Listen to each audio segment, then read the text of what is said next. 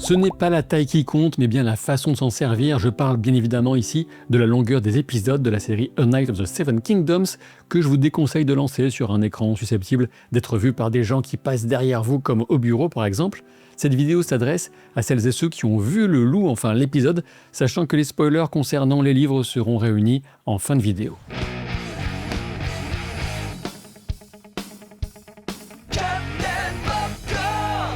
Oui, je sais, les épisodes sont courts et on voudrait qu'ils durent 20 minutes de plus, seulement voilà, une série ne peut pas à la fois adapter de manière fidèle une nouvelle en rendant justice à son histoire, tout en ajoutant des éléments d'intrigue pour rallonger artificiellement les épisodes. Alors que faut-il faire? Profiter d'excellents épisodes ou râler sans fin sur leur durée?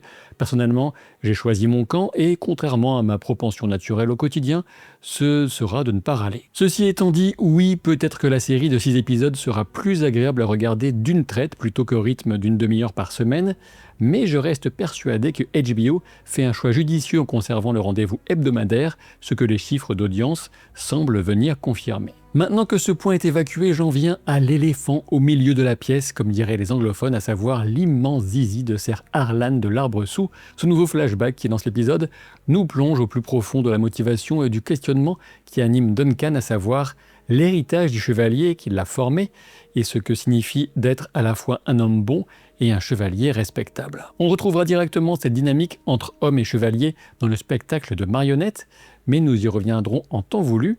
Alors que Duncan raconte la vie rêvée d'Harlan de l'Arbre-Sous pour tenter de réveiller la mémoire des seigneurs sous la bannière desquels l'ancien chevalier a déjà combattu, les images de la réalité passée viennent à nouveau teinter le récit de nuances. Ser Harlan était loin d'être un modèle de vertu, on le voit payer un vieux paysan, sans aucun doute le prix de la nuit passée avec une femme du village qui pourrait être la fille ou même la petite-fille du paysan en question, pour le peu qu'on en sache. Il continuait de chanter des chansons paillardes à tue-tête, tandis que l'infection d'une blessure mal soignée commençait de toute évidence à le tuer à petit feu. Duncan évoque les prouesses martiales d'Harlan, qu'on voit bien en peine de tenir tête à son géant d'écuyer, pas étonnant à son âge, ceci dit. Duncan évoque la participation de Ser Harlan à la bataille d'Herbe Rouge, là où il perdit son neveu et précédent écuyer, celui que Dunk a donc remplacé. Celle qu'on appelle aussi bataille du Champ d'Herbe Rouge a marqué la fin de la première rébellion Feu Noir en 196, soit 13 ans avant les événements de la série. Cette bataille doit son nom au sang de ces 10 000 victimes déversées sur la prairie proche de Port-Réal. Elle a opposé les partisans de Daemon Feu Noir aux loyalistes qui défendaient la cause du roi Daeron II, dit Le Bon, dont Daemon était le demi-frère. Et à l'époque de la série, comme on a pu l'entendre dans l'épisode d'ailleurs, Daeron II est toujours sur le trône et certains des Targaryens que Dunk va rencontrer ont tenu un rôle important lors de cette terrible bataille. Cette première rébellion, issue d'une branche bâtarde de la famille Targaryen, ne sera pas la dernière et cela servira de toile de fond à certaines des prochaines aventures de Duncan le Grand. Pour revenir au souvenir de Dunk le plus tendre est sans nul doute celui qui le voit partager un morceau de bœuf salé avec Ser Harlan tandis qu'il tente de trouver un piètre refuge à la pluie sous un arbre, tendresse du souvenir et dureté du bœuf salé qui vient donner son titre à l'épisode Hard Salt Beef. La qualité comique et la profondeur du lien entre Dunk et l'œuf ne fait que croître durant tout l'épisode, avec une alchimie déjà indéniable et la promesse de moments forts si on venait à tenter de les séparer pour quelque raison que ce soit. Si Egg est outré par la série d'humiliations par lesquelles passe son chevalier pour tenter d'obtenir son inscription au tournoi, il n'en décide pas moins de se tenir à ses côtés, tandis que Duncan doit se remémorer encore et encore la mort de son mentor. On remarque aussi au passage la tournure d'esprit rebelle de l'œuf qui encourage Duncan à se passer de permission et à foncer en lice pour défier Léo Lépine. Mais c'est qui Léo Lépine?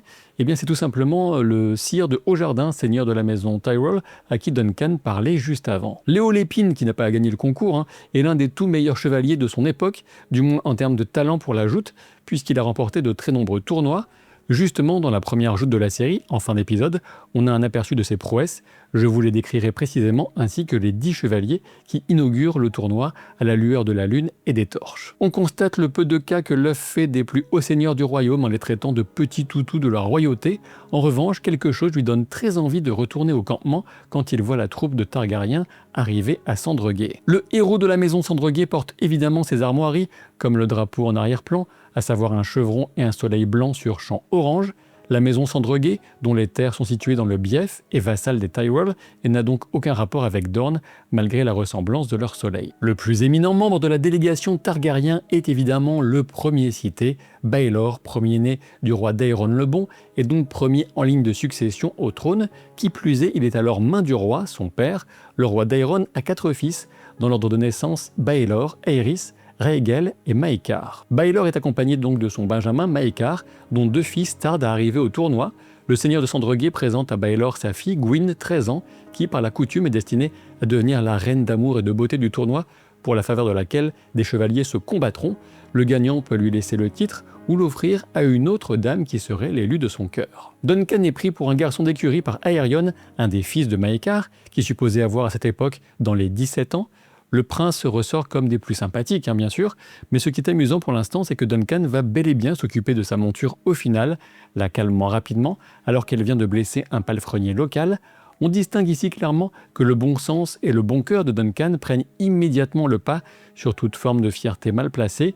Il ne se pose pas la question et résout la situation en douceur. 2 frères de la garde royale arrivent tout en plaisantant sur le tempérament du prince Aerion, qu'il qualifie même de princounet si je traduis la VO de manière plus littérale que ne le fait la VF disponible. Des propos qui peuvent surprendre de la part de frères jurés, d'autant plus en présence d'un inconnu susceptible de le répéter à qui veut l'entendre. Il s'agit de Roland Craig Hall qui a besoin de faire la grosse commission, une sorte de leitmotiv de la série apparemment, et de Donnel de Sombreval qui explique venir d'une famille de pêcheurs de crabes plutôt que d'être de la lignée des Sombrelins, une famille qui remonte aux premiers hommes imaginés avant la conquête de Westeros par les Andals et donc bien avant celle des Targaryens. Un roturier devenu chevalier donc et un pêcheur de crabes, pourquoi pas, puisque Sombreval est une région côtière.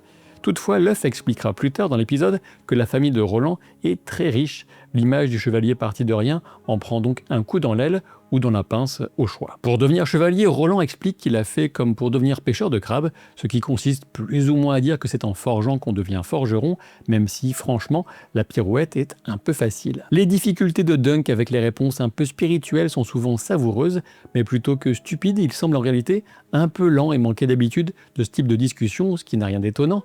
Quand on lui laisse un peu de temps, on se rend compte que Duncan n'est pas aussi idiot qu'il ne semble lui-même le croire. Alors que Dunk se faufile via l'entrée des serviteurs, il surprend la conversation des frères Baelor et Maekar quant au retard de 2 des autres fils de ce dernier, dont un certain Daeron, à qui Maekar a apparemment ordonné de participer à ce tournoi. Surpris par Gwyn de Sandregué qui lui fait un petit topo puis le traite de grand et stupide, ce qui implique potentiellement qu'elle lui trouve un certain charme, j'imagine, Duncan se retrouve dans une situation qui pourrait atrocement mal tourner pour lui. Baelor souligne que Sir Roland Craig Hall parviendra sans nul doute à débusquer les 2 princes, dont on apprend que le second se nomme Aegon.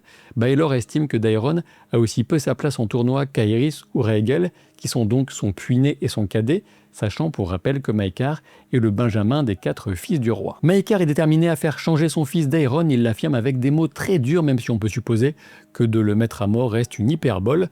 Quoi qu'il en soit, Duncan n'a plus le choix que de plaider sa cause et heureusement pour lui, il tombe sur Baelor Targaryen, surnommé Brise-Lance. Ce surnom provient bien évidemment de la passion et du don de Baelor pour les tournois, ce qui va lui permettre de mettre à profit sa formidable mémoire des chevaliers vus ou combattus lors des multiples tournois auxquels il a assisté ou participé lui-même. La scène ne laisse aucun doute sur le fait que le seigneur Sandregué, qui cherche l'appréciation de Maekar en se moquant de Duncan, ou Maekar lui-même, aurait tôt fait de renvoyer Dunk, voire même peut-être de le punir pour son intrusion. Baelor a fait preuve de générosité envers Ser Harlan et les éloges de Duncan font ressortir l'agacement de son frère Maekar, qui en a clairement ras-le-bol d'entendre sans cesse vanter les mérites de son aîné. Pendant toute la scène, les petites mimiques et les regards du maître des jeux sont autant d'indices qui permettent à Duncan d'éviter de commettre encore plus d'impairs et de dire encore plus d'énormités qu'il ne le fait déjà.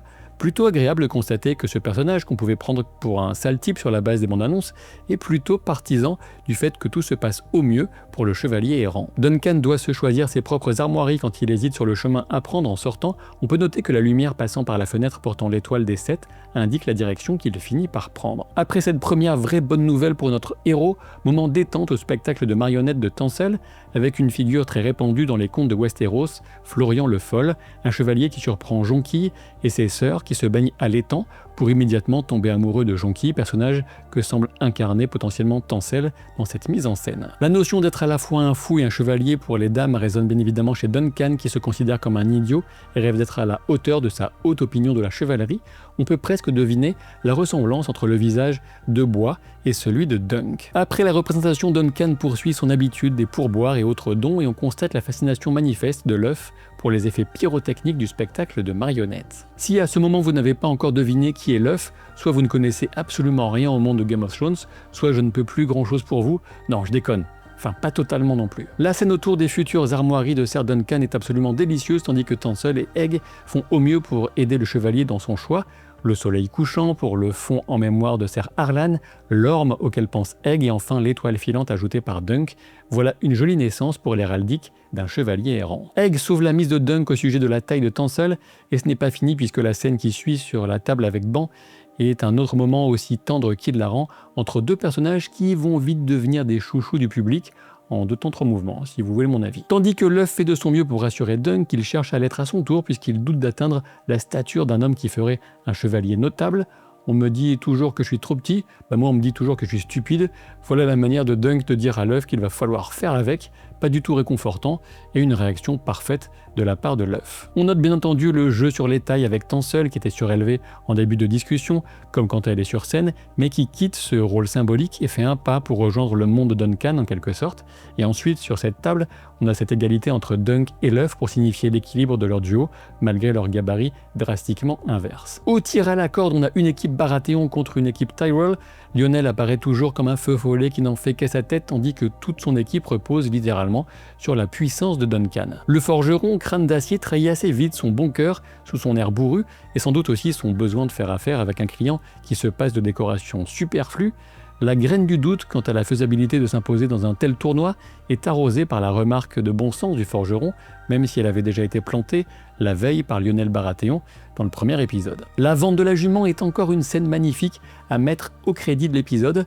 Tant d'authenticité chez un acteur débutant, j'ai bien l'impression que les responsables du casting chez HBO sont tombés sur une mine de diamants, et ça vaut aussi pour Egg, bien entendu. Egg qui explique à son dadé de chevalier que la maison au dragon n'embauche pas de chevalier errant, le savoir de son jeune écuyer n'éveille toujours pas de soupçons chez Dunk, apparemment. Alors que la joute d'ouverture du tournoi est annoncée, Medgar Tully fait une offrande aux dieux anciens et nouveaux, à sa manière, en mode Gollum. Cette première démonstration de force de la série se pose comme une franche réussite dans la manière de rendre le fracas et la violence des joutes, même si la lisibilité de l'action est un peu limitée. En effet, j'ai dû revoir la scène bien des fois, faire des arrêts sur image et j'en passe pour comprendre exactement qui participait et ce qui se passait.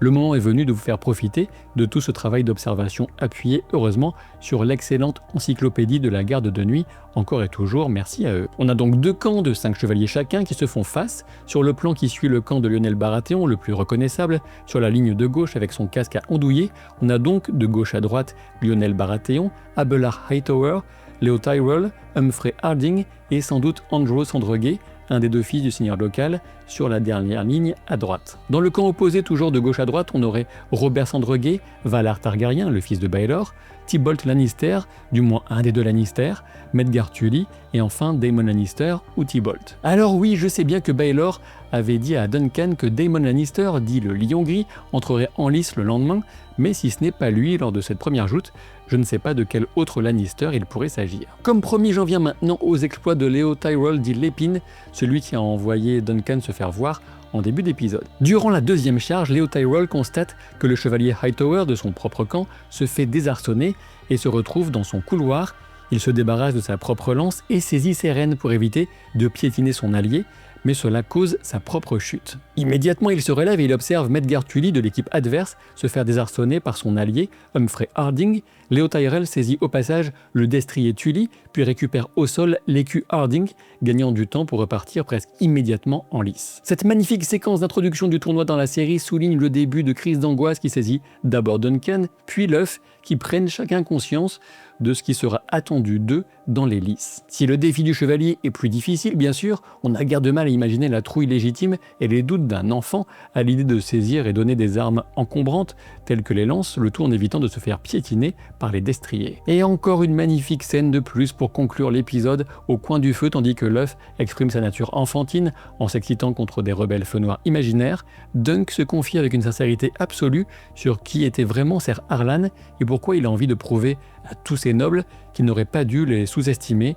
ni Harlan ni lui que le chevalier errant a transformé, prenant un orphelin de culpucier pour en faire un homme honorable. Avec son positionnement sur le côté du feu mais à une certaine distance, la scène souligne la dualité de Duncan, à la fois honorable et probable faux chevalier autoproclamé, à la fois enfant issu de nulle part et homme d'honneur, à la fois chevalier et fou, un homme qui n'a pas de nom mais qui pourrait bientôt se faire connaître, quitter l'ombre pour approcher la flamme avec tout le danger que cela implique. Quel épisode délicieux qui renforce encore mon appréciation de la série ainsi que les attentes pour la suite qui sera forcément rythmée et intense avec une durée aussi ramassée.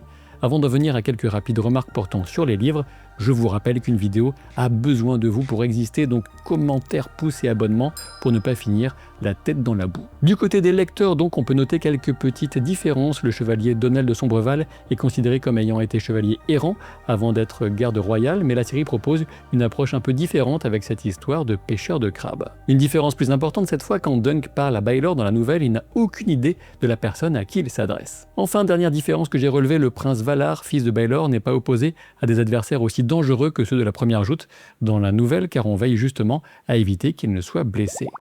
Et il y a sans doute d'autres différences notables, je vous laisse en parler en commentaire, en prévenant pour les spoilers bien sûr. Ceci étant, dès cet épisode, le rapport entre Aegle et les Targaryens devrait être évident pour tout le monde. Merci à toutes et à tous et à très vite pour de nouvelles aventures. Salut.